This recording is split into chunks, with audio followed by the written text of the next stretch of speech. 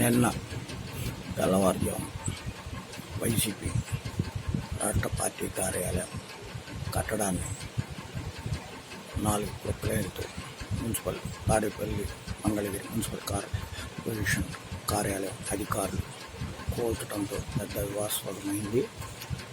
మాజీ మంత్రి అంబటి రాంబాబు నిన్న విలేకరులతో మాట్లాడుతూ ఇది మేము పర్మిషన్ తీసుకొని కడుతున్న కార్యాలయం అంటూ చెప్తున్నారు. మరోపక్క టీడీపీ వర్గాలు పర్మిషన్ లేకుండా కార్యాలయాలు కడితే ఊరుకుంటారా? ఇంతకుముందు ప్రజావేదికను కోల్చలేదా? అది ప్రభుత్వ సొమ్ముతో కట్టిన కార్యాలయం అయినా కూడా కోల్చడం జరిగింది. తెల్లవారి కట్టి వచ్చి సిఆర్డీఏ అధికారులు అదేవిధంగా నిబంధనలు ఉల్లంఘించిన ఇటువంటి బిల్డింగ్నైనా కోల్చడం మా పని అంటూ వాళ్ళు చెప్తున్నారు. అది గవర్నమెంట్ కార్యాలయం, ఇదేం ప్రైవేట్ కార్యాలయం అంటూ అంబటి రాంబాబు చెప్పడం ఎంతగా ఉంది. అసలు కార్యాలయాలు పర్మిషన్ ఉంటే ముందు నోటీస్ ఎందుకు ఇస్తారు?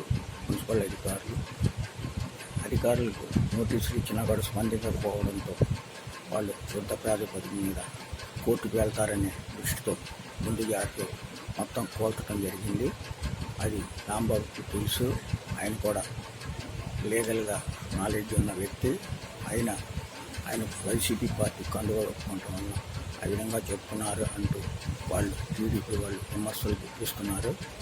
ప్రజావేదిక ప్రజల డబ్బుతో కట్టిన సొమ్ముతో కట్టిన కార్యాలయాన్ని ముఖ్యమంత్రి ఆ రోజు ఏమన్నారు? సామాన్యుడికి చట్టం, ముఖ్యమంత్రికి చట్టమా అంటూ ఆయన చెప్పడం జరిగింది. అందుకని మేము కార్యాలయానికి కూర్చోము అంటూ అసెంబ్లీలో చెప్పడం జరిగింది. ఏదైనా దానికి వస్తే కానీ దాని తప్పు ఏమిటో తెలియదు అనే ఒక సామెత ప్రకారం దానికి ఇప్పుడు వాళ్ళ రాంకి యాజమాన్య సంస్థతో ఆ బిల్డింగ్ కట్టిస్తున్నారు. ఇప్పుడు నష్టం జరగడంతో వాళ్ళకి ఇప్పుడు తెలిసి వచ్చింది అంటూ టీడీపీ వర్గాలు విమర్శిస్తున్నాయి. అది కాకుండా విశాఖపట్నం, అనకాపల్లి కూడా మరికొన్ని కార్యాలయ నిబంధనలు ఉల్లంఘిస్తూ కట్టించారని తెలుస్తోంది. వాటిని కూడా డిమాలిష్ చేస్తారని కూడా సమాచారం అందుతోంది. ఏదైనా వైసీపీ ప్రభుత్వం గత 5 ఏళ్లలో తన ఇష్టానుసారం చేయడంతో ఇప్పుడు ప్రజలు కూటమి ప్రభుత్వం రావడంతో కూటమి కూడా ఆ కక్ష సాధింపు ధోరణితోనే వైసీపీపై దాడులు దిగుతోందని సమాచారం తెలుస్తోంది.